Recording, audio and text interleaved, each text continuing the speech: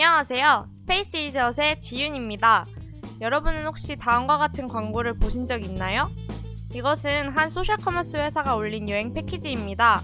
사실 이는 만우절을 맞아 준비한 이벤트인데요.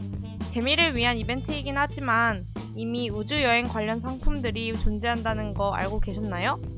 지금부터 우주여행을 할 수 있는 현실적인 방법과 여행 패키지들에 대해 파헤쳐 보겠습니다. 민간인이 우주여행을 경험한 것은 역사가 그리 길지 않습니다.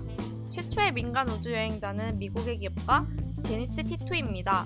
데니스 티토는 2001년 4월 28일에 소유주 탐사선을 이용해서 국제우주정거장인 ISS에 발을 들임으로써 최초의 민간 우주여행자가 되었습니다. 정확한 금액은 알려져 있지 않지만 당시에 티토는 2천만 불을 지불하고 소유주호의 자리를 얻을 수 있었다고 합니다.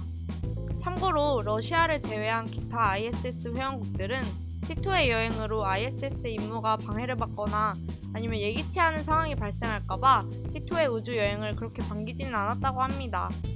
훗날 인터뷰에서 말하길 티토는 자신이 여행을 할 수 있을지 없을지 모르는 상황에서 러시아에서 훈련했던 시기가 정신적으로 꽤 힘들었다고 하네요. 하지만 막상 ISS에 도착해서는 모두 다 친절히 잘해주어서 나사에 대해 좋은 평만 하였다는 그런 훈훈한 후일담이 있어요. 우주여행은 고도나 목적지에 따라 여러가지 종류로 나뉘는데요. 지구 궤도상을 여행하는 경우와 지구를 벗어나 심우주상의 천체를 방문하는 방식이 있습니다. 지구 궤도 내에서의 여행은 높이에 따라 크게 세 가지로 나뉩니다. 가장 간단하고 현실성이 제일 높은 여행은 성층권 여행입니다. 성층권은 약 고도 50km 이내의 구간을 의미하고 대기권 아니기 때문에 엄밀한 의미에서 보면 우주는 아닙니다. 하지만 영상에서 볼 수 있듯이 이 정도면 거의 우주라고 볼 수 있죠? 성층권 여행은 로켓이 없어도 올라갈 수 있기 때문에 비용적으로 큰 매력이 있고 복잡한 훈련도 하지 않아도 된다고 합니다. 비용은 75,000불이며 2017년까지 발사를 목표로 하였는데 아직 발사는 못한 것 같네요.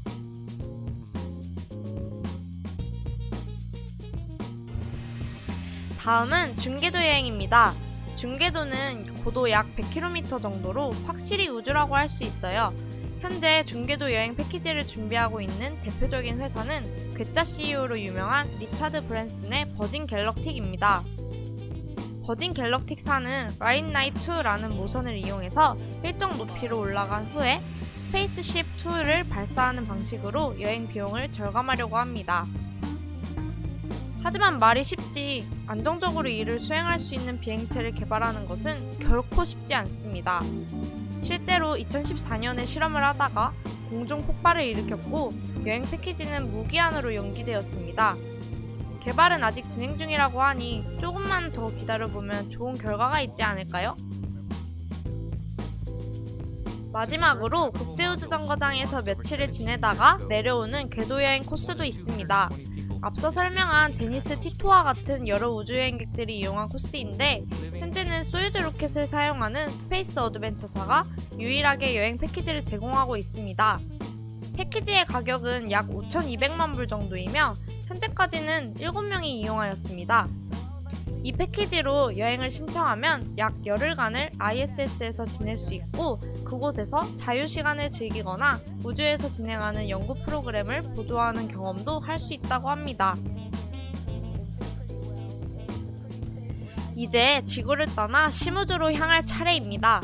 심우주 여행 분야에서는 현실판 아이언맨인 일론 머스크가 약진하고 있습니다. 일론 머스크는 2018년 안에 2명의 고객을 달로 보내겠다는 아주 야심찬 계획을 발표했습니다. 달나라 여행의 가격이나 세부 사항들에 대해서는 아직까지 알려진 바는 없지만 사람을 달에 보내기 위한 팔콘 헤비 발사에 성공하였고 사람을 실을 크루 드래곤의 테스트가 곧 예정되어 있으니 일론 머스크의 야심찬 계획도 곧 달성될 것 같네요. 스페이스X 말고도 앞서 말씀드린 스페이스 어드벤처사도 달나라 여행 패키지를 개발하고 있습니다. 달 관광의 경우 1억 5천만 불로 책정되어 있는데 이미 해당 가격을 지불하고 여행을 지원한 사람이 있다고 합니다. 2020년 이내에는 발사를 할 예정이라고 하네요.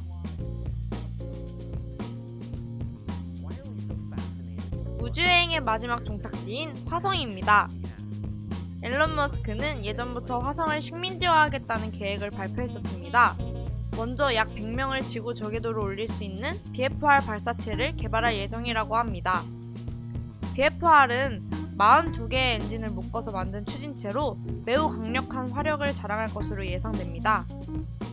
앨런 머스크는 내년에 BFR 개발을 시작할 예정이며 2022년 안에 화물을 먼저 화성에 보낼 계획이라고 합니다.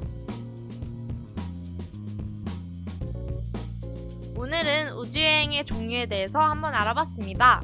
만약에 여러분들에게 돈이 충분히 있다면 여러분들은 어떤 여행을 하고 싶으신가요?